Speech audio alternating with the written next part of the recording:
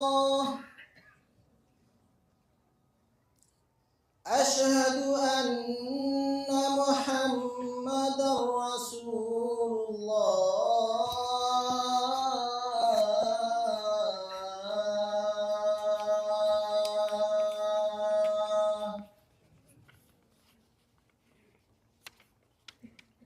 حي على الصلاة،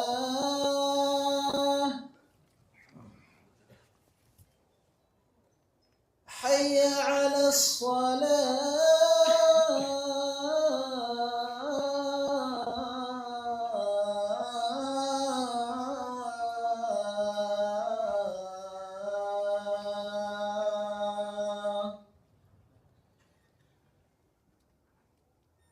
حي على الفلاح،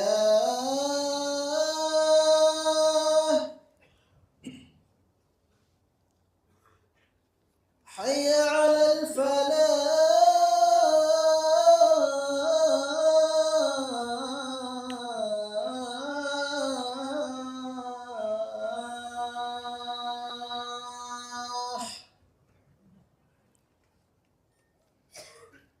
الله أكبر، الله أكبر،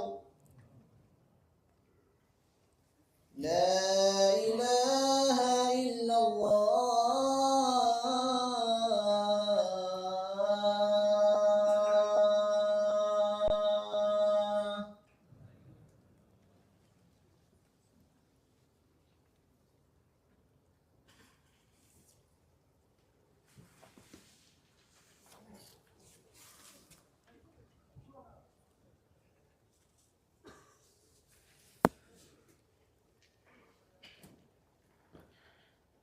إن الحمد لله نحمده ونستعينه ونستغفره ونؤمن به ونتوكل عليه ونعوذ بالله من شرور أنفسنا وسيئات أعمالنا.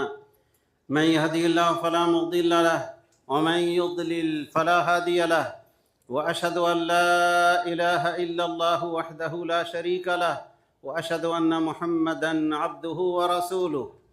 يا أيها الذين آمنوا اتقوا الله حق تقاته ولا تموتن إلا وأنتم مسلمون. يا أيها الناس اتقوا ربكم الذي خلقكم من نفس واحدة وخلق منها زوجها وبث منهما رجالا كثيرا ونساء، واتقوا الله الذي تساءلون به والأرحام إن الله كان عليكم رقيبا. يا أيها الذين آمنوا اتقوا الله وقولوا قولا سديدا يصلح لكم أعمالكم ويغفر لكم ذنوبكم، ومن يطع الله ورسوله فقد فاز فوزا عظيما.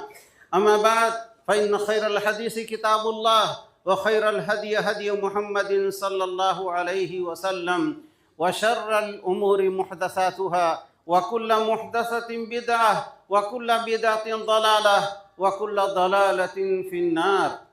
أعوذ بالله من الشيطان الرجيم. كل نفس ذائقة الموت وإنما توفون أجوركم يوم القيامة فمن زحزح عن النار وأدخل الجنة فقد فاز وما الحياة الدنيا إلا متاع الغرور.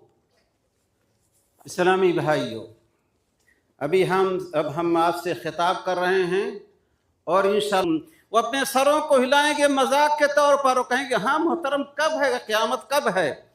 अल्लाह रब्बुल आलमीन ने फरमाया उनसे कह दो कि बहुत करीब क़यामत और बादल मौत का दिन बहुत करीब आने वाला है।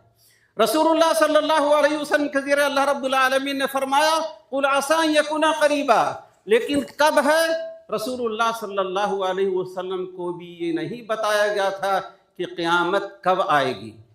जिब्रील अलैहिस्सलाम की एक मशहूर हदीस, अल्लाह के रसूल अलैहिस्सलाम के पास इंसानी शक्ल में दीन सिखाने आए थे। रसूलुल्लाह सल्लल्लाहु अलैहि वसल्लम से ईमान, इस्लाम और इहसान के अरकान और मतलब पूछा था और आखिर मतस्सा क़यामत कब आएगी, तो रसूलुल्लाह सल्लल्लाहु अलैहि वसल्लम ने फरमाया था मल मसूलु अन्हा बिअअलम मिनस साइल, جو پوچھنے والے جسے پوچھا جا رہا ہے وہ پوچھنے والے سے اس بارے میں زیادہ نہیں جانتا۔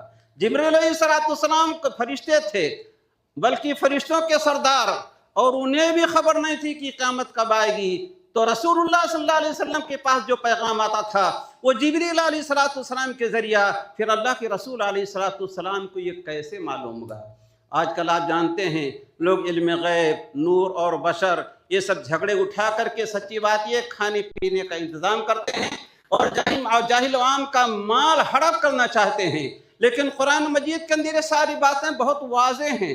اللہ رب العالمین نے سورہ احزاب کے اندر فرمایا وَيَسْأَلُونَكَ عَنِ السَّاعَةِ قُلْ إِنَّمَا عِلْمُهَا عِندَ رَبِّي، لوگ تجھ سے قیامت کے بارے میں پوچھتے ہیں۔ آپ کا جی اس کا علم تو اللہ رب العالمین کے پاس آخر میں ہے کہ عسیٰ ان یکون قریبا، ہو سکتا ہے کہ قیامت قریب ہو۔ یسألونک عن الساعۃ قل انما علمها عند اللہ وما یدریک لعل الساعۃ قریبا، آپ کو کیا خبر ہے، ہو سکتا ہے کہ قیامت قریب ہو۔ اور یہ عقیدہ بھی بڑا اہم ہے۔ رسول اللہ صلی اللہ علیہ وسلم غیب جانتے تھے یا نہیں جانتے تھے؟ اور اس نام پر لوگ جاہلوں کو بیوقوف بناتے ہیں۔ بخاری شریف اور مسلم شریف کی روایت ہے، حدیث کی راویہ ہیں ام المؤمنین عائشہ رضی اللہ تعالیٰ عنہ اپنے شاگرد مسروق سے کہتی ہیں کہ تم سے جو یہ کہے یا جو یہ گمان کرے کہ رسول اللہ صلی اللہ علیہ وسلم غیب جانتے تھے، رسول اللہ صلی اللہ علیہ وسلم کل کیا ہونے والا بتا دیں گے، تو اس نے اللہ رب العالمین پر بہت بڑا الزام لگایا۔ غور کریں، اللہ کے رسول علیہ السلام کے لیے یہ عقیدے کا مسئلہ، اس کو ذرا غور سے سن لیں۔ اللہ عائشہ رضی اللہ تعالیٰ عنہ فرماتی ہیں جس نے یہ کہا اور جس نے یہ گمان کیا کہ رسول اللہ صلی اللہ علیہ وسلم غیب جانتے تھے، اس نے اللہ رب العالمین کے اوپر بہت بڑا الزام لگایا۔ کیوں؟ اس لیے کہ اللہ رب العالمین قرآن مجید میں فرما رہا ہے قُلْ لَا يَعْلَمُ مَنْ فِي السَّمَاوَاتِ وَالْأَرْضِ الْغَيْبَ إِلَّا اللَّهُ، کہہ دو آسمانوں اور زمین میں اللہ رب العالمین کے سوا غیب کوئی نہیں جانتا۔ اور اس طرح کے بہت سارے واقعات احادیث پاک میں ہیں کہ رسول اللہ صلی اللہ علیہ وسلم سے پوچھا گیا یا اور کوئی قصہ ہوا اور اللہ کے رسول علیہ السلام نے اس بات کا اظہار کر دیا کہ اللہ رب العالمین کے سوا اس بات کو کوئی نہیں جانتا۔ تو کافروں نے کہا وَقَالُوا وَإِذَا كُنَّا عِظَامًا وَرُفَاتًا أَإِنَّا لَمَبْعُوثُونَ خَلْقًا جَدِيدًا، اللہ رب العالمین نے فرمایا تم پتھر ہو جاؤ، لوہا ہو جاؤ، یا اسے کوئی اور طاقتور یا مضبوط مخلوق بن جاؤ، تب بھی اللہ رب العالمین تمہیں لوٹائے گا۔ فَسَيَقُولُونَ مَن يُعِيدُنَا، وہ کہیں گے سر ہلاتے ہوئے کہ کون ہمیں لوٹائے گا؟ قُلِ الَّذِي فَطَرَكُمْ أَوَّلَ مَرَّةٍ، کہہ دو کہ جس اللہ نے تمہیں پہلی بار پیدا کیا تھا وہی اللہ تمہیں دوبارہ پیدا کرے گا۔ مذاق کے طور پر سر ہلاتے ہوئے کہیں گے کہ یہ وعدے کا دن کم ہے، کہہ دو کہ بہت قریب ہے، آنے والا ہر وقت ہر چیز آنے والی یہ بہت قریب ہوتی ہے، ایسی قیامت بھی قریب ہی ہے۔ تو اللہ رب العالمین نے یہ بتایا کہ ہم تمہیں ضرور زندہ کریں گے۔ سورہ یاسین کے آخر میں اللہ رب العالمین نے فرمایا اولم یر الانسان انا خلقناہ من نطفۃ فاذا هو خصیم مبین وضرب لنا مثلا ونسي خلقه قال من يحيي العظام وهي رميم قل يحييها الذي انشاها اول مره وهو بكل خلق عليم۔ اللہ رب العالمین نے فرمایا کہ انسان یہ جانتا نہیں، دیکھتا نہیں کہ ہم نطفے سے پیدا کیا، بعد میں وہ آدمی ہو کر ہم سے جھگڑنے لگا اور کہنے لگا من يحيي العظام وهي رميم، ہڈیوں کو کون دوبارہ پیدا کرے گا، زندہ کرے گا جبکہ وہ ریزہ ریزہ ہو جائیں گی؟ اللہ رب العالمین نے فرمایا قل یحییھا الذی انشأ اول مرہ، کہ ان ہڈیوں کو اللہ رب العالمین، ان بوسیدہ ہڈیوں کو دوبارہ اللہ رب العالمین پیدا کرے گا، گوشت پوشت چڑھا دے گا، انسان کو پیدا کرے گا جس نے انسان کو پہلی بار پیدا کیا۔ افسوس کے ساتھ کہنا پڑتا ہے کہ ہمارے بہت سارے مسلمان بھائی ہی زبان سے تو نہیں کہتے کہ ہمیں آخرت پر ایمان نہیں ہے، لیکن اپنے عمل سے یہ ثابت کرتے ہیں کہ گویا انہیں آخرت کی کوئی فکر نہیں۔ اگر آخرت کی کوئی کسی دوسرے بھائی کا مال ہڑپ نہیں کرے گا، آخرت کی فکر ہو تو کوئی بلا وجہ کسی دوسرے کو گالی نہیں دے گا، آخرت کی فکر ہوگی تو انسان دوسروں کے ساتھ بدسلوکی نہیں کرے گا۔ ہم آگے رسول اللہ صلی اللہ علیہ وسلم کا ایک فرمان جو بخاری شریف کے اندر ہے، آپ کو سناتے ہیں۔ تو بہرحال مرنے کے بعد دوبارہ زندہ ہونا ہے، اور مرنے کے بعد دوبارہ زندہ ہونا اہل کتاب کو بھی اعتراف تھا، یہودیوں کو بھی یقین تھا کہ مرنے کے بعد دوبارہ زندہ ہونا ہے، اور انہیں اس بات کا بھی اعتراف تھا کہ چونکہ ہم رسول ہیں تو ہمیں شروع میں جہنم میں جانا پڑے گا۔ وقالوا لن تمسنا النار الا ایاما معدودا قل اتخذتم عند اللہ عہدا، یہودیوں نے کہا کہ ہم جہنم میں صرف چند دن کے لیے جائیں گے۔ بعض کہتے تھے کہ دنیا کی پوری عمر 7000 سال ہے، ہر 1000 کے بدلے میں ہم ایک دن جائیں گے، گویا جہنم میں صرف 7 دن رہیں گے۔ ان میں سے بعض کہتے تھے کہ ہمارے باپ دادا نے سامری کے بچڑے کی جو عبادت کی 40 دن تک، تو ہم 40 دن تک جہنم میں جائیں گے۔ اس سے معلوم ہوا کہ انہیں آخرت کا یقین تھا، مرنے کے بعد دوبارہ زندہ ہونے کا یقین تھا، البتہ انہیں یہ بھی خطرہ تھا کہ ہم مرنے کے بعد جہنم کے اندر جائیں گے، ہمیں عذاب ہوگا، اور اسی لیے وہ چاہتے تھے کہ ہزاروں سال زندہ رہیں۔ وَلَتَجْدَنَّهُمْ أَحْرَصَ النَّاسِ عَلَىٰ حَيَاةٍ وَمِنَ الَّذِينَ أَشْرَكُوا يَوَدُّ أَحَدُهُمْ لَوْ يُعَمَّرَ أَلْفَ سَنَةٍ وَمَا هُوَ بِمُزَحْزِحِهِ مِنَ الْعَذَابِ أَن يُعَمَّرَ وَاللَّهُ بَصِيرٌ بِمَا يَعْمَلُونَ۔ آپ دیکھیں کہ یہودیوں کو یہ زندگی کے بڑے زیادہ حریص ہیں، مشرکوں سے بھی زیادہ، اس لیے کہ مشرکوں کو یقین تھا کہ مرنے کے بعد کچھ نہیں ہونے والا ہے۔ آپ دیکھیں گے کہ ان میں سے ہر کوئی چاہتا کہ ہزاروں سال زندہ رہے، لیکن 1000 سال زندہ رہیں گے تب بھی اللہ رب العالمین کے عذاب سے انہیں نجات ملنے والی نہیں ہے۔ بہرحال کہنا یہ ہے کہ مسلمانوں کے ساتھ یہودیوں کو بھی آخرت پر یقین تھا، البتہ وہ رسول اللہ صلی اللہ علیہ وسلم کو یہ جانتے ہوئے کہ اللہ رب العالمین کے سچے رسول ہیں، آپ پر بغض و حسد کی وجہ سے ایمان نہیں لا رہے تھے، اس لیے انہیں یہ بھی ڈر تھا کہ ہمیں جہنم کے عذاب میں جانا ہے۔ اور جو کفار و مشرکین آج آخرت کا انکار کر رہے ہیں، جب ملک الموت عذاب کے فرشتوں کی ٹیم لے کر اس کی روح نکالنے کے لیے آئیں گے تو ان کافروں کو بھی یقین ہو جائے گا کہ مرنے کے بعد ہمیں اب سزا سے دوچار ہونا ہے۔ اللہ رب العالمین نے سورہ مومنون کے اندر فرمایا حتی اذا جاء احدهم الموت قال رب ارجعون لعلی اعمل صالحا فيما ترک کلا انها کلمة هو قائلها ومن ورائهم برزخ الى یوم یبعثون۔ جب ان کافروں کی موت کا وقت آتا ہے تو کہتے ہیں اللہ ہمیں تھوڑی سی مہلت دے دے، حتی اذا جاء احدهم الموت قال رب ارجعون، اللہ ہمیں لوٹا دے، تھوڑی سی زندگی دے دے تاکہ ہم سے جو کوتاہیاں ہوئی ہیں اس کے مقابلے میں ہم کچھ نیک کام کر لیں۔ کلا ہرگز نہیں، جو کہنا تھا تم کہہ چکے، موت آ گئی ہے، فلا یستاخرون ساعۃ ولا یستقدمون، اب کچھ ہونے والا نہیں ہے۔ اللہ انہا کلمۃ ہو قائلها، ہرگز نہیں، ایک بات ہے زبان سے نکال رہا ہے۔ اب مرنے کے بعد عالم برزخ ہے، اور قیامت تک کے لیے انہیں عالم برزخ میں رہنا ہے، اور اس کے بعد پھر جہنم میں جانا ہے۔ تو موت کے بغیر انسان یہ جب ملک الموت کو دیکھ لے اور اس کے بعد ایمان لا یقین کرے تو اس کا کوئی فائدہ نہیں۔ اور رسول اللہ صلی اللہ علیہ وسلم نے خود فرمایا ہے ان اللہ یقبل توبۃ العبد ما لم یغرغر، اللہ رب العالمین بندے کی توبہ قبول کرتا رہتا ہے جب تک اس کی روح اس کے گلے میں یا کہ پھنس نہ جائے نکلنے کے لیے۔ تو بہرحال کافروں کو بھی موت کے وقت یقین ہو جائے گا کہ انہیں جہنم میں جانا ہے، اللہ رب العالمین کے عذاب سے دوچار ہونا ہے۔ اور اللہ رب العالمین نے اسی لیے مومنوں کو بھی نصیحت کی ہے کہ کہیں ایسا وقت نہ آئے کہ تم بھی تمنا کرو کہ کاش ہمیں مہلت دے دی جائے۔ یا ایھا الذین آمنوا لا تلہکم اموالکم ولا اولادکم عن ذکر اللہ ومن یفعل ذلک فاولئک هم الخاسرون وانفقوا مما رزقناکم من قبل ان یأتی احدکم الموت فیقول رب لولا اخرتنی الى اجل قریب فاصدق واکن من الصالحین ولن یؤخر اللہ نفسا اذا جاء اجلها واللہ خبیر بما تعملون۔ مومنوں کو اللہ رب العالمین نے نصیحت کیا ہے کہ ہم نے تمہیں جو رزق حلال دیا اس میں سے خرچ کرو، ایسا نہ ہو کہ تم میں جب کسی کے پاس موت آ جائے تو اللہ رب العالمین سے التماس کرے، دعا کرے کہ یا اللہ تھوڑی سی زندگی ہماری اور بڑھا دے تاکہ تیرے راہ میں صدقہ و خیرات کر دیں، وَأَكُن مِّنَ الصَّالِحِينَ، اور نیکوں میں سے ہو جائیں۔ لیکن اللہ رب العالمین فرما رہا ہے وَلَن يُؤَخِّرَ اللَّهُ نَفْسًا إِذَا جَاءَ أَجَلُهَا، جب کسی انسان کی نفس کی موت کا وقت آ جائے گا تو مؤخر نہیں کیا جائے گا۔ اس لیے انسان کو ہمیشہ آخرت کے لیے، مرنے کے بعد البعث بعد الموت کے لیے تیار ہونا چاہیے۔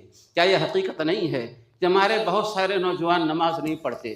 آپ نے نماز کے لیے کہیے تو کہتے بعد میں کیا آپ نے دیکھا نہیں ہے کہ بچوں کا بھی انتقال ہوتا ہے، جوانوں کا بھی انتقال ہو جاتا ہے، بوڑھوں کا بھی ہو رہا ہے؟ کون سی ضمانت ہے کہ آپ زندہ رہیں گے یا آپ کو مہلت ملنے والی ہے؟ کوئی مہلت ملنے والی نہیں ہے، جب موت کا وقت آ جائے گا۔ اس لیے انسان مرنے سے پہلے آخرت کی تیاری کر لے۔ اب چند باتیں ہم آپ کو یہ بتائیں گے کہ کون سا عمل ہے جو آپ کو قیامت کے دن اللہ رب العالمین کے عذاب سے بچا لے گا اور آپ جنت میں جائیں گے۔ ایک بات آپ یاد رکھیں، اگر انسان کافر ہے، چاہے وہ اپنے آپ کو مسلمان کیوں نہ کہہ رہا ہو، اگر آخرت پر ایمان نہیں ہے تو اس کا کوئی عمل قابل قبول قیامت کے دن نہیں ہوگا۔ حضرت عائشہ رضی اللہ تعالیٰ عنہ، مسلم شریف کی روایت ہے، رسول اللہ صلی اللہ علیہ وسلم سے پوچھ رہی کہ یا رسول اللہ، ابن جدعان یہ قریشی سردار تھا، اس کا گھر صفا پہاڑی کے پاس تھا اور اس کا گھر گویا لنگر لگا ہوا تھا، لوگ کھاتے تھے، غریبوں کی خبر گیری کرتا تھا، رشتے ناطے جوڑتا تھا۔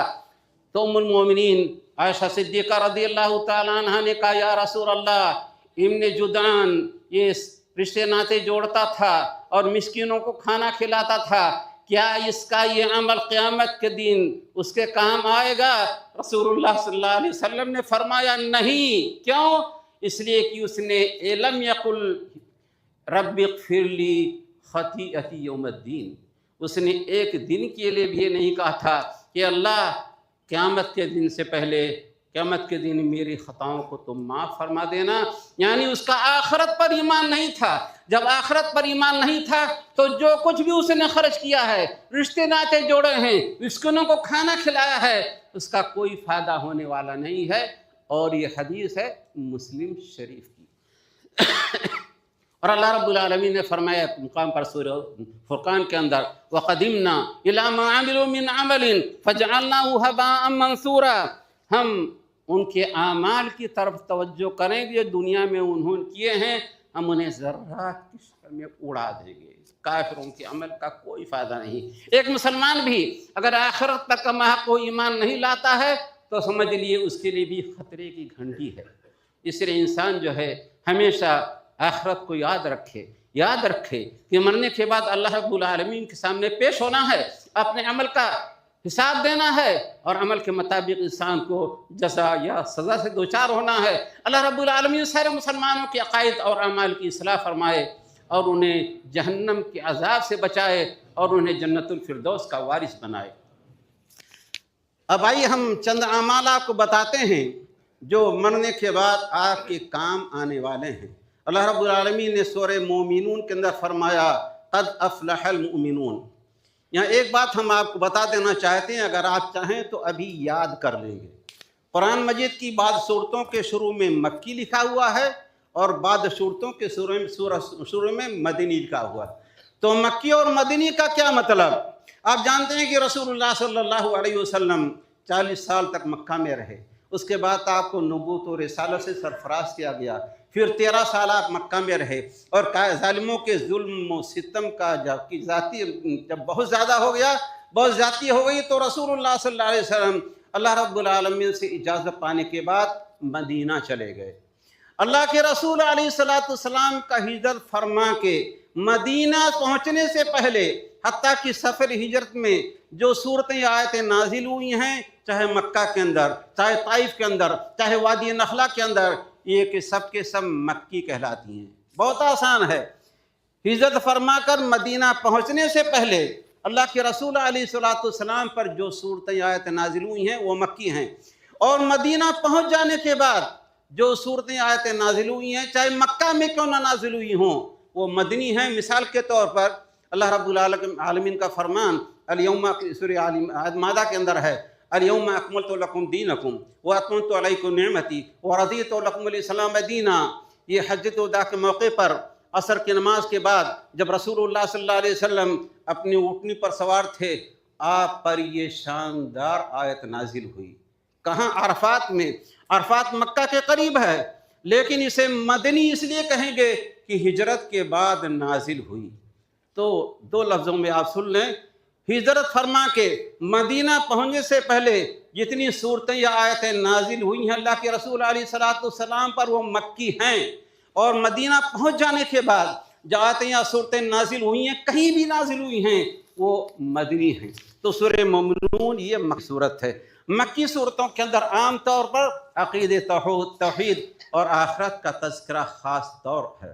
अल्लाह रब्बुल आलमीन ने फरमाया, क़द अफ़लहल मुमिनून, यकीनन कामयाब हुए ईमान लाने वाले। अगर ईमान ना हो तो चाहे नबी का बाप हो, नबी का बेटा हो, नबी की बीवी हो, नबी का चचा हो, निजात होने वाली नहीं है। बुखारी शरीफ की रवायत है और मुस्लिम शरीफ में भी है। अल्लाह के रसूल अलैहिस्सलाम अबू तालिब के पास आए। अबू तालिब कौन हैं? जो रसूलुल्लाह सल्लल्लाहु अलैहि वसल्लम की वालिदा आमिना और दादा अब्दुल मुत्तलिब के इंतकाल के बाद अल्लाह के रसूल अलैहिस्सलाम की परवरिश और देखभाल उन्होंने बेड़ा उठाया था, और आखिरी ज़िंदगी तक वो रसूलुल्लाह सल्लल्लाहु अलैहि वसल्लम का दिफा करते रहे। उनके इंतकाल का वक्त आया, अल्लाह के रसूल अलैहिस्सलाम हाजिर हुए। कहा, चचा जान एक कलमा कह दिए, ला इलाहा इल्लल्लाह। बुखारी शरीफ में 2-3 जगह हदीस है और मुस्लिम शरीफ में भी है। अशहदु लका बिहा इंदल्लाह, मैं क़यामत के दिन अल्लाह रब्बुल आलमीन के पास आपके ईमान की दलील गवाही पेश कर दूँ, गवाही दूँ कि हमारे से ईमान ले आए थे। बुखारी शरीफ में एक दूसरी जगह है, वहज्जु लका बिहा इंदल्लाह, मैं अल्लाह रब्बुल आलमीन के पास आपके ईमान लाने की दलील पेश कर सकूँ।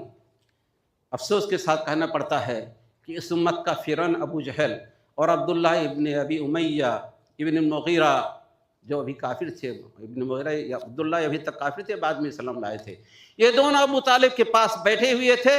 अल्लाह के रसूल अलैहिस्सलाम को करीब नहीं जाने दे रहे थे कि कहीं कान में ला इलाहा इल्लल्लाह ना कह दे। अल्लाह के रसूल अलैहिस्सलाम जब भी कहते कि चचा जान कलमे ला इलाहा इल्लल्लाह कह दीजिए, तो ये दोनों शैतान कहते कि अबू तालिब क्या बाप दादा के दीन को छोड़ दोगे? अबू तालिब का इंतकाल हुआ तो उनकी ज़बान पर था, अला मिल्लत अब्दुल मुत्तलिब, अपने बाप दादा के दीन पर मैं इस दुनिया से जा रहा हूँ। जानते हैं इसके बाद क्या हुआ? रसूलुल्लाह सल्लल्लाहु अलैहि वसल्लम के अपने चचा के ईमान ना लाने की वजह से आप बड़े गमगीन रहते, तो अल्लाह रब्बुल आलमीन ने क्या फरमाया? सूरह क़सस के अंदर अल्लाह रब्बुल आलमीन ने फरमाया, इन्नका ला तहदी मन अहबब्त वलाकिन्नल्लाह यहदी मन यशा। आप जिससे मोहब्बत करते हैं, जिस चाहते हैं, आप हिदायत नहीं दे सकते। हिदायत देना ये अल्लाह रब्बुल आलमीन का काम है। कहाँ हैं वो लोग जो रसूलुल्लाह सल्लल्लाहु अलैहि वसल्लम को मुख्तार कुल कहते हैं, जिन जालिमों ने ये कहा है कि रसूलुल्लाह सल्लल्लाहु अलैहि वसल्लम जिसे चाहे मुसलमान बनाएं और जिसे चाहे काफिर रहने दें, जिसे चाहे जन्नत में ले जाएं और जिसे चाहे जहन्नम में। अगर अल्लाह की कसम रसूलुल्लाह सल्लल्लाहु अलैहि वसल्लम को इतनी कुदरत दी हुई होती कि आप जिसको चाहे जन्नत में ले जाएं, तो सबको जन्नत में ले जाते। मुस्तहील था कि किसी को आप जहन्नम में जाने देते, और ख़ास तौर अपने चचा अबू तालिब को।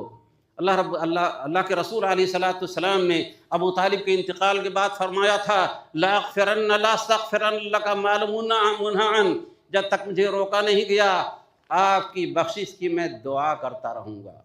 जब रसूलुल्लाह सल्लल्लाहु अलैहि वसल्लम अपने मुशफ़िक़ चचा अबू तालिब की मग़फ़िरत की दुआ करने लगे, तो और जो दूसरे मुसलमान थे जिनके ख़ीश व क़ारिब का हालत कुफ्र में इंतकाल हुआ था, उन्होंने उनके बारे में भी बख्शिश की दुआ करनी शुरू कर दी।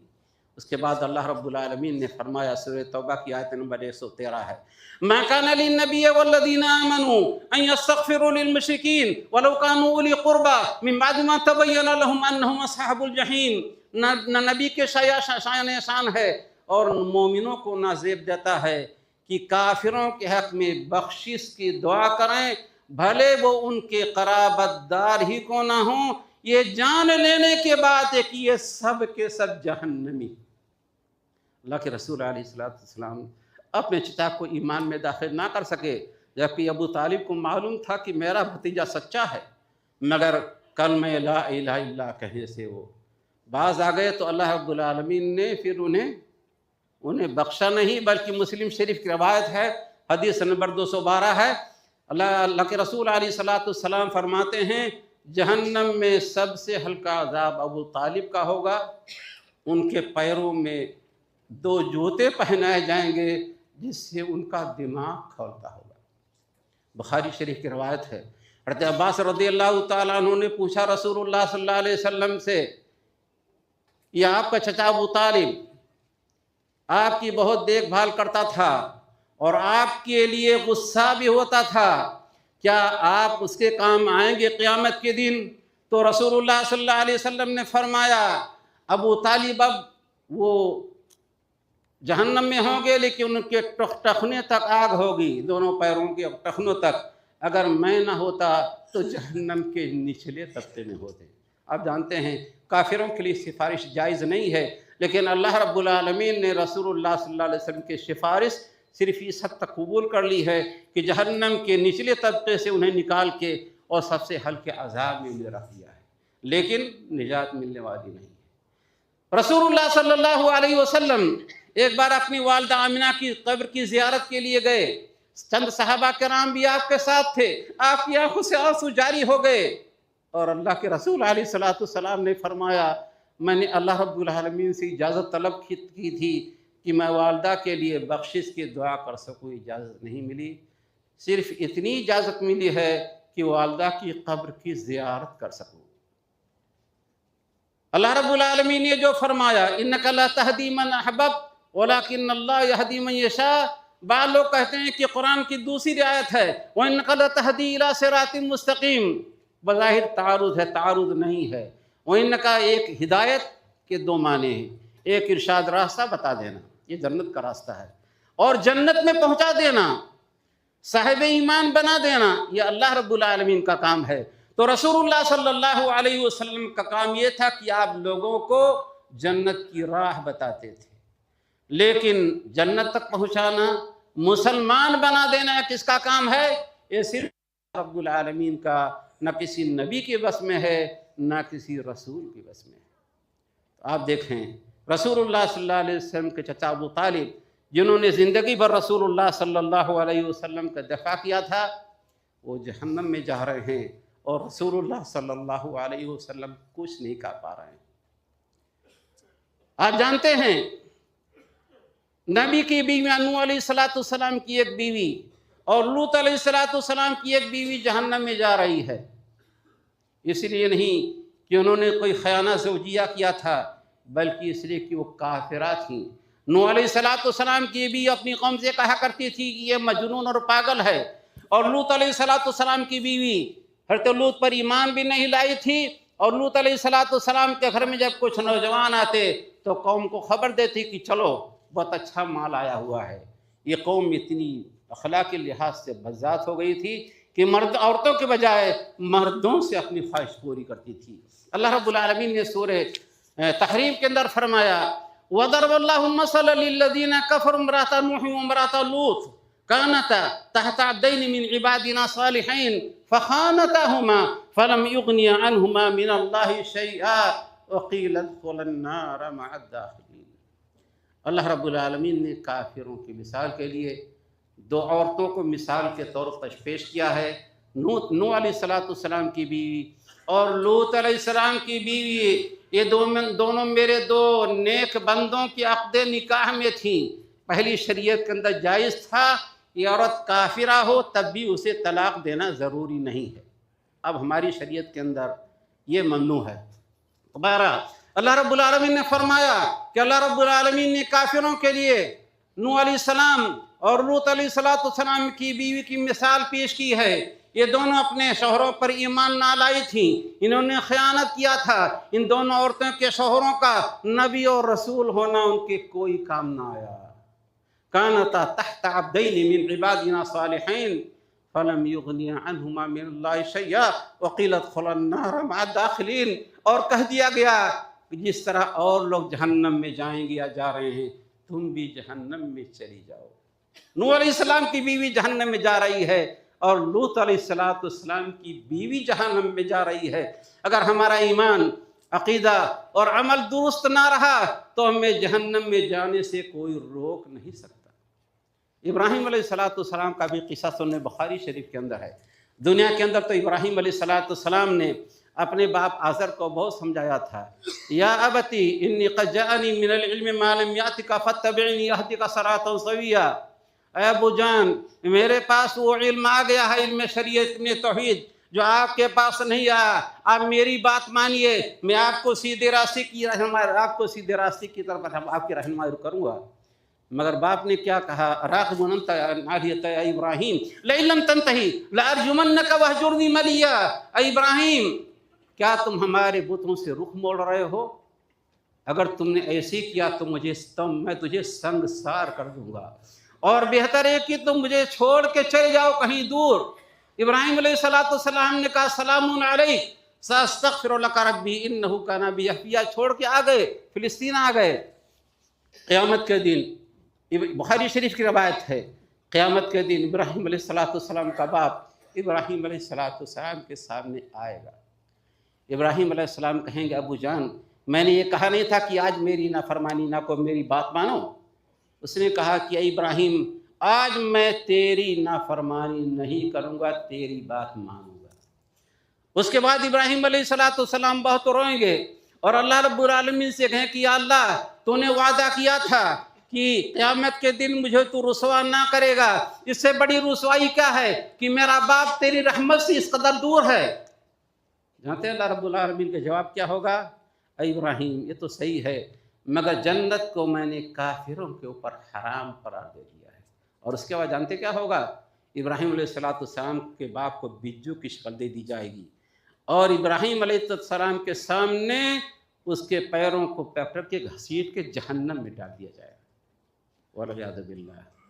تو سب سے اہم چیز ہے قد افلح المؤمنون، کامیاب ہوئے صاحب ایمان، الذین هم فی صلاتهم خاشعون، جو اپنی نماز میں خشوع اور خضوع اختیار کرتے ہیں۔ کلمہ توحید شہادت کے بعد ایک مسلمان پر سب سے ضروری ہے کہ وہ نماز کی پابندی کرے۔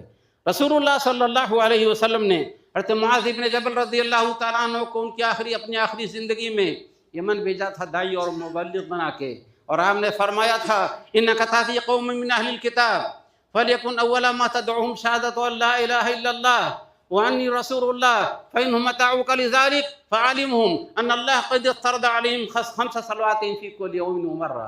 حضرت معاذ سے کہا تم جا رہے ہو، اس وقت میں اہل کتاب بہت تھے، اہل کتاب بہت ہوں گے، اور تم سب سے پہلے انہیں اس بات کی دعوت دینا کہ کلمہ شہادت پڑھیں اور اس بات کا اعتراف کریں کہ میں اللہ کا رسول ہوں۔ جب وہ کلمہ شہادت پڑھ کے اسلام میں داخل ہو جائیں تو پھر انہیں بتاؤ کہ اللہ رب العالمین نے تمہارے اوپر دن اور رات میں 5 وقت کی نمازیں فرض قرار دی۔ اور بخاری شریف مسلم شریف کی روایت ہے، حضرت عبداللہ بن عمر رضی اللہ تعالیٰ عنہ فرماتے ہیں کہ رسول اللہ صلی اللہ علیہ وسلم نے فرمایا کہ اسلام کی بنیاد 5 چیزوں پر ہے۔ اسلام کی بنیاد 5 چیزوں پر ہے، اس میں نمبر 1 کلمہ شہادت اور نمبر 2 نماز۔ تو نماز اتنی اہم ہے کہ اگر نماز آپ پڑھتے ہیں تو ٹھیک ہے، لیکن اگر آپ نماز نہیں پڑھتے تو پھر سمجھ لیجیے کہ گھنٹی بج رہی، خطرے کی گھنٹی بج رہی ہے۔ بعض لوگ کہتے ہیں یار سستی ہو جاتی ہے، ایسا ہو جاتا ہے ویسا ہو جاتا ہے، لیکن اللہ رب العالمین کے ہاں آپ کی سستی قابل قبول نہ ہو۔ اللہ کے رسول علیہ السلام فرماتے ہیں 5 نماز کے لیے جو لوگ اٹھتے ہیں وضو کرتے ہیں ان کے بارے میں فرمایا، بخاری شریف کی روایت ہے ارائیتم ولو نہرا بباب احدکم یغتسل فیہ کل یوم 5 مرات هل ابقى من درنه شیء قالوا لا يبقى من درنه شیء قال ذلك مثل الصلوات ال5 یمحو اللہ بہن الخطایا۔ اللہ کے رسول علیہ السلام نے بتایا کہ یہ بتاؤ اگر کسی کے دروازے پر کوئی تالاب ہو، کوئی نہر ہو، روزانہ وہ 5 بار اس تالاب کے اندر غسل کرتا ہو تو کیا اس کے جسم پر میل و کچیل کا کوئی شائبہ باقی رہے گا؟ صحابہ کرام نے فرمایا نہیں یا رسول اللہ، تو رسول اللہ صلی اللہ علیہ وسلم نے فرمایا یہی حال ہے 5 نمازوں کا، یمحو اللہ بہن الخطایا، ان 5 نمازوں کے پڑھنے سے اللہ رب العالمین گناہوں کو مٹا دیتا ہے۔ اور آپ جو یہ کہتے ہیں کہ کیا کریں، ہم سوتے بعض لوگ ہیں مسلمان ہیں اور نماز پڑھتے ہیں لیکن فجر کی نماز میں سستی کرتے ہیں، کیا کریں نیند نہیں آ رہی ہے، رات میں ڈرامے دیکھتے رہتے ہو ٹیلی فون پر، تو نیند کیسے آئے، صبح کیسے اٹھو گے کیسے؟ جانتے ہیں اللہ کے رسول علیہ وسلم نے کیا فرمایا؟ بخاری شریف کی روایت ہے، ان اثقل الصلاة علی المنافقین صلاة العشاء والفجر ولو علموا ما فیہما لاتوہما ولو حبوا۔ ان سب سے زیادہ اللہ کے رسول علیہ السلام نے فرمایا کہ منافقین پر عقیدے کا نفاق نہ کہ عمل کا نفاق، جو کافر ہیں، اور ان المنافقین فی الدرک الاسفل من النار، جہنم کے نچلے طبقے میں ہوں گے۔ ان کے بارے میں رسول اللہ صلی اللہ علیہ وسلم نے فرمایا منافقین کے اوپر سب سے بھاری نماز جماعت کے ساتھ عشاء اور فجر کی ہے۔ آج تو مسلمان بھی نماز نہیں پڑھ رہا ہے اور اس کے باوجود بھی مسلمان باقی ہے، اہل حدیث سے نماز نہیں پڑھ رہا ہے تب بھی اہل حدیث باقی ہے۔ لیکن اس زمانے میں جو منافقین تھے وہ اس ڈر سے کہیں ہمارا شمار کافروں نے نہ ہو جائے تو ریا و نمود کے لیے نماز پڑھنے جاتے تھے، البتہ سستی اور کاہلی سے۔ وَإِذَا قَامُوا إِلَى الصَّلَاةِ قَامُوا كُسَالَىٰ يُرَاءُونَ النَّاسَ وَلَا يَذْكُرُونَ اللَّهَ إِلَّا قَلِيلًا، یہ اللہ رب العالمین کا فرمان ہے۔ سستی کاہلی جاتے ٹھیک سے نماز نہیں پڑھتے، لوگوں کو دکھانے کے لیے نماز پڑھتے تھے اور اللہ رب العالمین کو بہت کم یاد کرتے تھے۔ تو رسول اللہ صلی اللہ علیہ وسلم نے فرمایا عشاء اور فجر کی جماعت منافقوں کے اوپر بڑی بھاری ہے، لیکن ان منافقوں کو بھی معلوم ہو جائے کہ عشاء اور فجر کی جماعت کا کتنا بڑا اجر و ثواب ہے تو حاضر ہوں گے چاہے ان کو گھسٹ کے آنا پڑے۔ ایک مسلمان کیوں چھوڑا رہا نماز، خاص طور پر فجر کی عشاء تو کسی طرح سے پڑھ لیتے ہیں، البتہ کاروبار میں مشغول ہیں تو بعد میں پڑھ لیں گے، کوئی بات نہیں ہے، یعنی نماز کے لیے وقت نہیں ہے لیکن کاروبار کے لیے وقت ہے، بعد میں پڑھ لیں گے۔ یہ ایسا کیوں نہیں کرتے کہ ابھی نماز پڑھ لیں بعد میں کام کر لیں گے، لیکن بہرحال بعد میں پڑھ لیں گے۔ فجر کی نماز کے وقت بہت سارے لوگ سوتے رہتے ہیں اور کہتے ہیں کہ کوئی بات نہیں، نیند آ گئی ہے۔ نیند کیوں آتی ہے؟ اگر ٹھیک اذان کے وقت اگر آپ کو ڈیوٹی پر جانا ہے، پولیس کی ڈیوٹی ہے، شرطہ میں ہے، کہیں بھی ہیں، کوئی کارخانہ ہے آپ کو جانا ہے، تو اللہ آپ کی نیند چھوٹ جائے گی، بلکہ آپ الارم لگائیں گے جب آپ کو کام پر جانا ہے، لیکن نماز کے لیے الارم نہیں لگائیں گے، الارم لگائیں گے بھی تو بند کر دیں گے۔ لیکن اللہ کے رسول علیہ السلام فرماتے ہیں سب سے بھاری نماز منافقوں کے اوپر عشاء اور فجر کی ہے، لیکن اگر ان کو معلوم ہو جائے کہ عشاء اور پھر فجر کی جماعت کا کتنا بڑا اجر و ثواب ہے، چاہے ان کو گھسٹ کے آنا پڑے تو بھی وہ عشاء اور فجر کی جماعت میں شریک ہوں گے۔ بارک اللہ لنا ولکم فی القرآن العظیم ونفعنی وإیاکم بالآیات والذکر الحکیم، انہ تعالی جواد کریم ملک بر رؤوف رحیم۔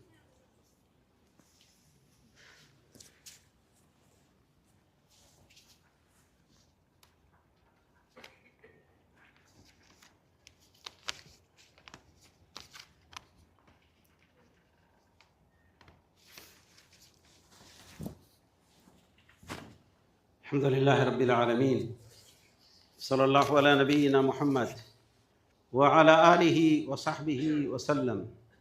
میں نے ابھی آپ کو بخاری شریف کی وہ روایت سنائی ہے جس میں ابو طالب کے حالت کفر پر مرنے کا تذکرہ ہے۔ آپ جانتے ہیں اس حدیث کے راوی کون ہیں؟ مسیب، سعید بن مسیب، جو کبار تابعین میں سے ان کے والد۔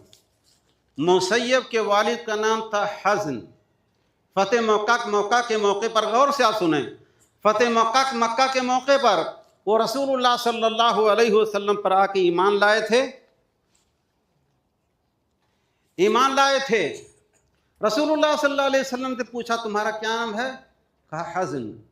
کہا نہیں، تمہارا نام سہل ہے۔ میں اس لیے کہہ رہا ہوں کہ آج کل بچوں کے نام رکھنے میں بھی لوگوں نے ماڈرن طریقہ اختیار کر لیا ہے، اسلامی نام پسند نہیں ہے۔ عبداللہ، عبد الرحمن، ابراہیم، اسماعیل، محمد، احمد، صحابہ کرام کے نام، یہ نام ابھی ہمیں پسند نہیں رہ گئے، خاص طور پر خواتین کہتی ہیں کہ ایسا نام تلاش کیجئے کسی کا نہ ہو۔ مجھ سے بحرین میں ایک صاحب نے کہا تھا شیخ صاحب ایسا نام بتائیے کسی کا نہ ہو، میں نے کہا ابلیس رکھ دیجئے، ظاہر ہے کہ ابلیس کسی کا نام نہیں ہے۔ تو حضرت کو اللہ کے رسول علیہ الصلوۃ والسلام نے کہا تمہارا نام سہل ہے۔ کہا یا رسول اللہ صلی اللہ علیہ وسلم میرے باپ نے جو نام رکھا وہی نام مجھے پسند رہنے دیجئے۔ اللہ کے رسول علیہ الصلوۃ والسلام نے فرمایا ٹھیک ہے، صحیح بخاری کی روایت ہے۔ بعد میں سعید ابن مسیب کہا کرتے تھے کاش میرے دادا نے رسول اللہ صلی اللہ علیہ وسلم کی بات مان لی ہوتی، میرے خاندان میں برابر رنج و غم ہی کا ماحول ہے۔ تو نام کا اثر ہوتا ہے۔ اللہ کے رسول علیہ الصلوۃ والسلام کی بھی زینب بنت جحش رضی اللہ تعالیٰ عنہ کا نام برہ تھا، بڑی نیک بنتی تھی، انہیں لوگ کہتے تھے۔ اللہ کے رسول نے ان کا نام زینب رکھ دیا۔ حضرت جویریہ بنت الحارث، ابن عباس رضی اللہ تعالیٰ عنہ فرماتے ان کا نام برہ تھا، رسول اللہ صلی اللہ علیہ وسلم نے بدل کے ان کا نام زینب رکھ دیا۔ اللہ کے رسول علیہ الصلوۃ والسلام کی ایک ربیبہ تھیں، آپ یعنی آپ کے زیر پرورش آپ کی بیوی ام سلمہ کی بیٹی تھی، ابو سلمہ کی بیٹی تھی، ان کا نام بھی برہ تھا، رسول اللہ صلی اللہ علیہ وسلم نے ان کا نام بھی زینب رکھ دیا۔ سہل ابن سعد الساعدی کا نام بھی حسن تھا، اللہ کے رسول علیہ الصلوۃ والسلام نے ان کا نام بھی بدل کے سہل رکھ دیا۔ تو نام کا اثر مسمى پر ہوتا ہے، تو اس میں حرج کیا ہے کہ آپ صحابہ، تابعین اور سلف صالحین کے نام پر اپنے بچوں کا نام رکھیں۔ اگر آپ ان کے مرتبے کو نہیں پہنچ سکتے تو کم سے کم ان کے طریقے پر آپ چل رہے ہیں۔ لیکن افسوس کے ساتھ کہنا پڑتا ہے بسا اوقات لوگ ہم سے پوچھتے ہیں ایسا نام بتائیے، بھلے اس کا کوئی معنی نہ ہو، نام لینے کے بعد پوچھتے ہیں کہ شیخ صاحب اس لفظ کا معنی کیا ہے۔ نام رکھ لینے کے بعد تو ایسا کوئی نام نہ رکھیے جو بے معنی ہو۔ نیز عبداللہ، عبد الرحمن، اللہ کے رسول علیہ الصلوۃ والسلام نے فرمایا کہ سب سے بہترین نام یہ ہیں، اور دوسرے جو نام ہیں ابراہیم، اسماعیل، احمد، محمد، اس طرح کے نام اپنے بچوں کے آپ رکھیے۔ اور بہت سارے نام آپ کو ملیں گے جو کسی کے نہیں ہوں گے لیکن وہ کسی صحابی کا نام ہوگا، تو آپ نام رکھنے میں اس بات کا خیال رکھیے، اور اللہ رب العالمین کی آپ کو اصلاح بدلہ بھی ملے گا، اور بچے کی تربیت پر، اس کی نشو و نما پر بھی اچھے نام کا اثر پڑے گا۔ تو بہرحال میں یہ کہہ رہا تھا کہ کامیاب کون ہیں؟ صاحب ایمان، جو الذین هم فی صلاتهم خاشعون، نماز میں خشوع و خضوع اختیار کرتے ہیں، بلا وجہ جماعت نہیں چھوڑتے، نماز پڑھتے ہیں تو دل لگا کے پڑھتے ہیں۔ رسول اللہ صلی اللہ علیہ وسلم نے فرمایا ہے صلو کما رأیتمونی اصلی، تم اس طرح سے نماز پڑھو جس طرح سے مجھے نماز پڑھتے دیکھتے ہو۔ اطمینان سے آپ نماز پڑھیے۔ اللہ رب العالمین نے فرمایا قد افلح المؤمنون الذین هم فی صلاتهم خاشعون، پھر چند اور صفات کا تذکرہ کیا، اس کے بعد پر فرمایا والذین هم علی صلواتهم یحافظون، چاہے مرد ہو یا عورت، ہر ایک سے مطالبہ ہے نماز کی پابندی کریں۔ اللہ رب العالمین نے فرمایا کامیاب ہونے والے مومن وہ ہیں جو اپنی نمازوں کی حفاظت کرتے ہیں، ابتدا بھی نماز سے اور انتہا بھی نماز سے۔ کامیاب ہونے والے مومن کی صفت کے بعد اللہ رب العالمین نے فرمایا اولئک هم الوارثون الذین یرثون الفردوس هم فیہا خالدون، یہی اصلی وارث ہیں، محلات، قصور و محلات کے نہیں، باقی جنت الفردوس کے، جو جنت میں ہمیشہ ہمیش رہیں گے۔ اور آپ نے اللہ کے رسول علیہ الصلوۃ والسلام کے فرمان سنا ہوگا، مسلم شریف کے اندر ہے، غور سے سن لیں۔ آپ کو جوان بننا ہو، جوان بن کر رہنا انشاءاللہ۔ اللہ رب العالمین کی طرف سے ارشاد ہوگا اے جنتیوں، اب تم ہمیشہ تندرست رہو، کبھی بیمار نہیں ہونا ہے، ہمیشہ جوان رہو، کبھی بوڑھا نہیں ہونا، چاہے مرد ہو یا عورت، ہمیشہ نعمتوں میں رہنا ہے، کبھی تمہاری نعمت تم سے چھینی نہیں جائے گی، ہمیشہ زندہ رہنا ہے، کبھی تمہیں موت آنے والی نہیں ہے۔ یہ ہے جنت کے اندر آپ کو جن نعمتوں سے نوازا جائے گا، اور اللہ رب العالمین نے خود فرمایا ہے فَلَا تَعْلَمُ نَفْسٌ مَّا أُخْفِيَ لَهُم مِّن قُرَّةِ أَعْيُنٍ جَزَاءً بِمَا كَانُوا يَعْمَلُونَ۔ اللہ تعالیٰ نے جنت میں آپ کے لیے جو نعمتیں تیار کر رکھی ہیں آپ سوچ نہیں سکتے، لیکن جب جنت میں جائیں گے تو تو آپ خوش ہو جائیں گے۔ اس لیے کلمہ شہادت کے بعد، عقیدے کی اصلاح کے بعد، خالی کلمہ شہادت زبان سے کہنے سے کوئی فائدہ نہیں ہے، عقیدے کی اصلاح کے بعد سب سے اہم ہے نماز۔ نماز پڑھ کے نماز کی حفاظت، نماز پر کی حفاظت کر کے آپ اپنے ایمان کی دلیل پیش کر سکیں۔ لیکن میں آخر میں ایک بات یہ کہوں گا کہ آپ کا عقیدہ بھی درست ہو، آپ کا عمل بھی ٹھیک ہے، نیک ہیں، نماز کے پابند ہیں، لیکن بعض اعمال ایسے ہیں کہ آپ نماز بھی پڑھتے ہیں، روزہ بھی رکھتے ہیں، زکوٰۃ بھی دیتے ہیں، اللہ نہ کرے پھر جہنم میں بھی جانا پڑے گا۔ اللہ رب العالمین ہمیں جہنم سے بچائے۔ کیوں جہنم میں جانا پڑے گا؟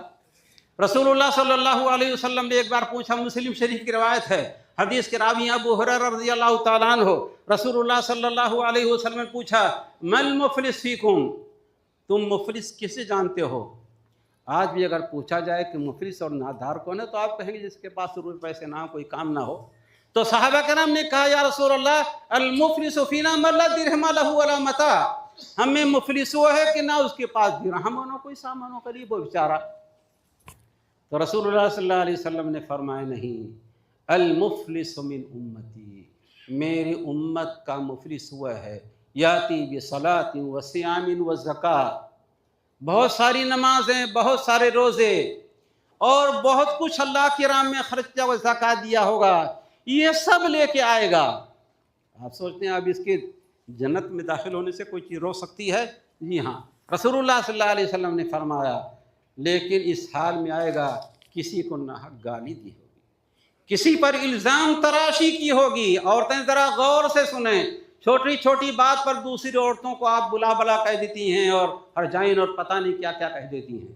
غور سے سنیں، اللہ کے رسول علیہ السلام نے فرمایا، نمازی ہوگا، روزے دار ہوگا، زکوٰۃ دینے والا ہوگا، لیکن کسی کو گالی دی ہوگی، کسی پر الزام تراشی کی ہوگی، ناحق کسی کا مال کھایا ہوگا، کسی کا خون بہایا ہوگا، کسی کو ناحق مارا ہوگا۔ جانتے ہیں تو اس کے بعد کیا ہوگا؟ ظاہر قیامت کے دن نہ انسان کے پاس مال ہے کہ مال دے دے چھٹکارا لے لے، نہ یہ کہہ سکتا کہ آپ ہمیں گالیاں دے دیجئے۔ اللہ کے رسول علیہ السلام نے فرمایا، فَهَذَا يَأْخُذُ مِنْ حَسَنَاتِي وَهَذَا يَأْخُذُ مِنْ حَسَنَاتِي، ایک مظلوم جس کو اس نے گالیاں دی ہیں اس کی کچھ نیکیاں لے لے گا، جس کا خون بہایا ہے وہ اس کی کچھ نیکیاں لے لے گا، جس کے مال پر ناجائز قبضہ کیا ہے اس کی کچھ نیکیاں لے لے گا، اور جس کو برا بھلا کہا ہے وہ بھی اس کی کچھ نیکیاں لے لے گا۔ غور کریں، ہم مسلمان ہیں، ہمارا عقیدہ درست ہے، نماز و روزہ اور زکوٰۃ لے کے اللہ رب العالمین کے دربار میں پیش ہوئے ہیں، لیکن دنیا کے اندر اللہ کے بندوں پر ہم ظلم کرتے رہے۔ تو رسول اللہ صلی اللہ علیہ وسلم نے فرمایا، ایک مظلوم اس کی نیکیاں لے لے گا، دوسرا بھی اس کی نیکیاں لے لے گا، تیسرا بھی اس کی نیکیاں لے لے گا، اور جب نیکیاں ختم ہو جائیں گی اور مظلوم اب بھی باقی رہیں گے تو پھر ان کے گناہ اٹھا کے اس نمازی اور روزے دار کے اوپر ڈال دیے جائیں گے۔ جب نیکیاں ختم ہو گئی اور دوسروں کے گناہ اس کے سر کے اوپر ڈال دیے گئے تو پھر کیا ہوگا؟ اسے گھسیٹ کر جہنم میں ڈال دیا جائے گا۔ نہ نماز کام آئی، نہ روزہ کام آیا، نہ عقیدے کی اصلاح آپ کے کسی کو کام آیا۔ اس لیے اللہ کے بندو، آپ کسی پر ظلم نہ کریں۔ لا تظلمن اذا ما كنت مقتدرا فالظلم ترجع عقباه الى الندم۔ آپ کو اللہ رب العالمین نے طاقت دیا، کسی پر ظلم نہ کریں۔ جانتے ہیں کیا ہے؟ آپ تو آرام سے سوئیں گے، لیکن جو مظلوم ہے وہ آپ کے خلاف بد دعا کرے گا، اور مظلوم کی بد دعا، اللہ رب العالمین اور مظلوم کی بد دعا کے درمیان کوئی پردہ ہے نہیں ہے، اللہ رب العالمین ڈائریکٹ سنے گا۔ اس لیے آپ اگر مسلمان ہیں، نیک ہیں، عقیدے کی صلاح آپ کی ہے تو ضروری ہے کہ نماز روزے کی پابندی کریں اور ناحق کسی پر ظلم نہ کریں۔ اللہ کے رسول علیہ السلام نے ایک بار اور فرمایا، بخاری شریف کی روایت ہے، آپ یہ جانتے کہ ہمارے یہاں کیا ہوتا ہے؟ اکثر یہ ہوتا ہے، افسوس کے ساتھ کہنا پڑتا ہے، جب کوئی آدمی مر جاتا ہے، اپنے یتیم بچوں کو چھوڑ کے چلا جاتا ہے، تو اس کا مرنے والے کا ظالم بھائی جائیداد کو اپنے نام لکھا لیتا ہے۔ یعنی اس کی ذمہ داری یہ تھی کہ یتیموں کی پرورش کرے، نہیں یتیموں کا مال ہڑپ کر جاتا ہے۔ اور جانتے ہیں کہ اللہ رب العالمین نے کیا فرمایا ہے؟ ان الذین یاکلون اموال الیتامی ظلما انما یاکلون فی بطونہم نارا وسیصلون سعیرا۔ جو یتیموں کا مال ناجائز طور پر کھاتے ہیں، اپنے پیٹ میں جہنم کی آگ بھر رہے ہیں اور پھر انہیں جہنم میں بھی جانا ہے۔ لیکن اگر آپ یتیموں کی دیکھ بھال کریں گے تو جانتے ہیں کیا ہوگا؟ اللہ کے رسول علیہ الصلوۃ والسلام نے فرمایا ہے انا وکافل الیتیم کہاتین یوم القیامہ، میں اور یتیم کی دیکھ بھال کرنے والا جنت میں اتنے قریب ہوں گے۔ بہرحال رسول اللہ صلی اللہ علیہ وسلم نے فرمایا انما انا بشر، اے لوگو یقیناً میں بشر ہوں۔ افسوس کے ساتھ کہنا پڑتا ہے ظالموں نے کھانے پینے کے لیے بشر اور نور اور فلام کا اور اس کا بھی جھگڑا اٹھا رکھا ہے۔ اللہ کے رسول علیہ الصلوۃ والسلام یا کہیں کہ میں بشر ہوں، اور قرآن میں بھی رسول اللہ صلی اللہ علیہ وسلم کو بشر کہا گیا ہے۔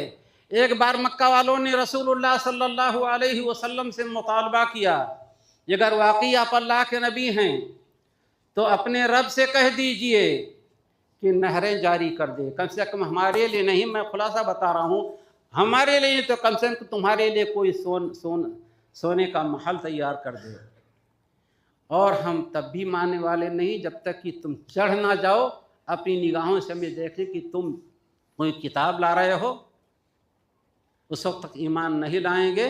جانتے ہیں اللہ کے رسول علیہ الصلوۃ والسلام کا جواب کیا تھا؟ سبحان ربی ان کنت الا بشر رسولا، میرے رب کی ذات پاک ہے، میں تو ایک بشر ہوں اور اللہ کا رسول ہوں، میرا کام ہے اللہ رب العالمین کا پیغام امتیوں تک پہنچا دینا، اس سے زیادہ میں کچھ نہیں کر سکتا۔ تو رسول اللہ صلی اللہ علیہ وسلم بشر ہیں کہ بشر نہیں ہیں، بلا وجہ جھگڑا اٹھا رہے ہیں۔ اور یہاں اللہ کے رسول علیہ الصلوۃ والسلام تاکید سے قصہ کر رہے ہیں انما انا بشر۔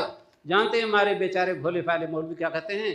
اللہ کے رسول علیہ الصلوۃ والسلام نے خاکساری کے طور پر کہا ہے، تو پھر اللہ رب العالمین نے کیا کہا ہے؟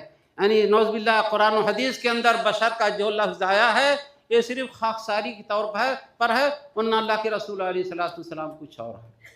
اور آپ جانتے ہیں کہ اللہ رب العالمین نے جب آدم علیہ السلام کو پیدا کیا تو فرشتوں کو حکم دیا کہ آدم علیہ الصلوۃ والسلام کے سامنے سجدہ کریں۔ آدم علیہ الصلوۃ والسلام مٹی سے بنائے گئے تھے، فرشتے نور سے بنائے گئے ہیں، اور نور والوں کو سجدے کا حکم دیا گیا ہے مٹی سے جو پیدا کیے گئے ان کے لیے۔ تو اللہ کے رسول علیہ الصلوۃ والسلام اگر آدم علیہ الصلوۃ والسلام کی اولاد میں ہوں اور سید الاولین والآخرین ہوں تو اس میں کیا حرج ہے؟ بہرحال اللہ کے رسول علیہ الصلوۃ والسلام نے فرمایا غور سے سنیں، خاص طور پر وہ لوگ جنہوں نے دوسروں کا مال ہڑپ کر لیا ہے، جاتے ہیں کورٹ کے اندر، جج کو کچھ رشوت دے کر دوسرے کی جائیداد اپنے نام سے لکھا لیتے ہیں، یا اپنی چرب زبانی سے اپنی بات منوا لیتے ہیں، کیا یہ جائز ہے؟ یہ حرام ہے۔ رسول اللہ صلی اللہ علیہ وسلم نے فرمایا انما انا بشر، میں تو ایک بشر ہوں، وَإِنَّكُمْ تَخْتَصِمُونَ إِلَيَّ، اور تم اپنے جھگڑے لے کے ہمارے پاس آتے ہو، وَلَعَلَّ بَعْضَكُمْ أَن يَكُونَ أَلْحَنَ بِحُجَّتِهِ مِنْ بَعْضٍ، ہو سکتا ہے کہ تم میں سے بعض دوسرے کے مقابل میں زیادہ تر زبان ہو، اپنی بات منوا لینے کی طاقت رکھتا ہو۔ آپ نے فرمایا فَمَنْ قَضَيْتُ لَهُ مِنْ حَقِّ أَخِيهِ فَلَا يَأْخُذْ فَإِنَّمَا أَقْطَعُ لَهُ قِطْعَةً مِنَ النَّارِ۔ غور کریں جنہوں نے اپنے بھائی، پڑوسی، یتیم جو ان کے بھتیجے یا پوتے ہیں ان کی جائیدادوں پر قبضہ کر لیا ہے، اللہ کے رسول علیہ الصلوۃ والسلام کیا فرمانے ہیں؟ بڑے سے بڑا قاضی بھی فیصلہ کر دے، کورٹ میں آپ نے رشوت دیا نہیں دیا، آپ کے حق میں فیصلہ ہو گیا، تب بھی وہ آپ کے لیے جائز نہیں ہے۔ رسول اللہ صلی اللہ علیہ وسلم سے بڑا قاضی کوئی نہیں ہو سکتا ہے۔ رسول اللہ صلی اللہ علیہ وسلم نے فرمایا کہ میں بشر ہوں، تم میرے پاس اپنے مقدمات لے کے آتے ہو سکتا ہے تم میں کوئی زیادہ چرب جمان ہو، اور میں اس کی بات کو سن کے اس کے حق میں فیصلہ کر دوں، تو سن لو، میں نے اگر ایک بھائی کا حق دوسرے بھائی کو دے دیا تو نہ لے، فَإِنَّمَا أَقْطَعُ لَهُ قِطْعَةً مِنَ النَّارِ، میں اس کے لیے جہنم کی آگ کا ٹکڑا کاٹ کے دے رہا ہوں۔ حالانکہ اللہ کے رسول علیہ الصلوۃ والسلام سے غلطی نہیں ہو سکتی تھی، اگر کبھی ایسا ہوا تو وہی آ جاتی تھی، لیکن اس کے باوجود رسول اللہ صلی اللہ علیہ وسلم فرما رہے ہیں اگر میں نے بھی ایک بھائی کا حق دوسرے بھائی کو دے دیا تو اسے لوٹا دے، مت لے، اس لیے کہ میں اسے جہنم کی آگ کا ٹکڑا کاٹ کے دے رہا ہوں۔ ہمارا کام تھا کہ یتیموں کی پرورش کے دیکھ بھال کریں، ہم نے یتیموں کے مال پر، باپ مرنے لگا ہے، یتیم بیچارے کچھ نہیں کر سکتے، زبردستی باپ سے لکھا انگوٹھا لگا لیا ہے، لکھوا لیا ہے اور ساری جائیداد۔ اے اللہ کے بندے کئی دن تک کھاؤ گے؟ ایک دن مرنا ہے، ممکن ہے لکھانے کے فوراً بعد مر جاؤ، یا اگر زندگی رہے بھی تو ایک دن تمہیں بہرحال ساری جائیداد چھوڑ کے جانا ہے۔ کس کے لیے چھوڑ کے جاؤ گے؟ اولاد کے لیے۔ اولاد نیک رہی تو ممکن ہے کہ تھوڑا سنبھال لے، اگر بری رہی تو وہ سب شراب کباب میں تمہاری ساری کمائی کو ختم کر دے گی، اور قیامت کے دن ہماری گردن پکڑ لی جائے گی۔ تو رسول اللہ صلی اللہ علیہ وسلم نے فرمایا اے لوگو میں بھی بشر ہوں، تم میرے پاس اپنے مقدمات لے کے آتے ہو سکتا ہے کہ ایک بھائی کا حق میں دوسرے کو دے دوں تو نہ لے، اس لیے کہ میں اسے جہنم کا ٹکڑا کاٹ کے دے رہا ہوں۔ اب یا تو آپ جہنم کی یاد لینا پسند کریں یا آپ جہنم سے اپنے بچاؤ کی فکر کریں۔ تو یاد رہے یا آپ کا عقیدہ درست ہے، آپ نماز کے پابند ہیں، روزہ بھی رکھتے ہیں، زکوٰۃ بھی دیتے ہیں، اور اللہ رب العالمین نے آپ کو مال بھی دیا اور ہمت بھی دی ہے، اور آپ نے کعبۃ اللہ کا حج بھی کر لیا ہے، لیکن اگر آپ کے اندر یہ ساری برائیاں پائی جاتی ہیں تو ساری نیکیاں قیامت کے دن چھین لی جائیں گی، اور آپ جب خالی ہاتھ ہوں گے، اللہ نہ کرے تو پھر ایسا آدمی گھسیٹ کے جہنم میں ڈال دیا جائے گا۔ اللہ رب العالمین نے اسی لیے فرمایا ہے وَاتَّقُوا يَوْمًا تُرْجَعُونَ إِلَى اللَّهِ وَاتَّقُوا يَوْمًا تُرْجَعُونَ إِلَى اللَّهِ وَاتَّقُوا يَوْمًا تُرْجَعُونَ إِلَى اللَّهِ ثُمَّ تُوَفَّى كُلُّ نَفْسٍ مَا كَسَبَتْ وَهُمْ لَا يُظْلَمُونَ۔ اللہ رب العالمین نے فرمایا اس دن سے ڈرو جب اللہ رب العالمین کی طرف لوٹائے جاؤ گے، اور پھر ہر نفس کو اس کے عمل کا پورا بدلہ دیا جائے گا، کسی پر کوئی ظلم نہ ہوگا۔ تو اسلامی بھائیوں، آپ دوبارہ غور سے سنیں، آپ اپنے عقیدے کی اصلاح کر لیں۔ عقیدہ درست نہ رہا تو عمل کا کوئی فائدہ نہیں۔ من عمل صالحا من ذکر او انثى وهو مؤمن فلنحيينه حیاة طیبہ، یہ سورہ نحل کی آیت ہے۔ اللہ رب العالمین نے فرمایا ہے جس بندے مرد ہو یا عورت نے کام کیا، اور شرط یہ ہے کہ وہ صاحب ایمان ہے، تو ہم اسے بڑی پاکیزہ زندگی عطا کریں گے، اور اسے بہت سارا اجر و ثواب سے بھی ہم اسے نوازیں گے۔ اللہ رب العالمین سے دعا ہے کہ اللہ رب العالمین ہمارے عقائد اور اعمال کی اصلاح فرمائے۔ اللہ رب العالمین ہمیں دنیا میں زندہ رکھے تو عقید توحید پر۔ بعض لوگ کیا ہوتا بیمار ہوتے ہیں، کہتے ہیں کہ اللہ رب العالمین نے ہمیں بیماری دے رکھی ہے، ایسا ویسا۔ اگر اللہ رب العالمین احسان کر سکتا تھا، لیکن آپ جانتے ہیں رسول اللہ صلی اللہ علیہ وسلم نے فرمایا ہے سب سے زیادہ ابتلا انبیاء کرام کی ہوتی ہے، پھر جو جتنا نیک ہوتا ہے اس کی اسی قدر آزمائش ہوتی ہے، تاکہ قیامت کے دن بعد اللہ رب العالمین کے ہاں گناہوں سے پاک و صاف ہو کے جائے۔ تو آخر میں اللہ رب العالمین سے دعا ہے کہ اللہ رب العالمین ہمارے عقائد اور اعمال کی اصلاح فرمائے، اور ہمیں توفیق دے کہ ہم دنیا میں رہتے ہوئے کسی پر ظلم نہ کریں۔ اور میں گزارش کر رہا ہوں جن بھائیوں نے دوسروں کے مال پر ناجائز قبضہ کیا ہو، اللہ کی رعا پر لوٹا دیں اس دن سے پہلے، یوم لا ينفع مال ولا بنون الا من اتى اللہ بقلب سلیم۔ جس دن مال اور اولاد آپ کے کام نہ آئیں گے، کامیاب وہی ہوگا جو سیدھا سادھا دل لے کے آئے گا، صاف ستھرا ہوگا، اس کا عقیدہ بھی درست ہوگا اور اس کا عمل بھی درست ہوگا۔ اللہم انصر الاسلام والمسلمین واخذل الکفرة والمشرکین ودمر اعداء الدین یا ذا القوة المتین۔ اللہم انصر من نصر الدین واخذل من خذل الدین۔ ربنا آتنا فی الدنیا حسنہ وفی الآخرة حسنة وقنا عذاب النار۔ عباد اللہ رحمکم اللہ، ان اللہ یأمر بالعدل والإحسان وإيتاء ذي القربى وينهى عن الفحشاء والمنكر ولذكر الله أكبر والله يعلم ما تصنعون السلام عليكم ورحمة الله وبركاته.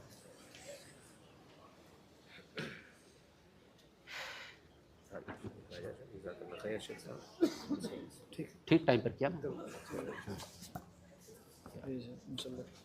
یہ آپ لے لیجیے. ٹھیک ہے پڑھیے آپ لوگ, میں پیسے ہی بیٹھتا ہوں, مجھے بیٹھنا ہے.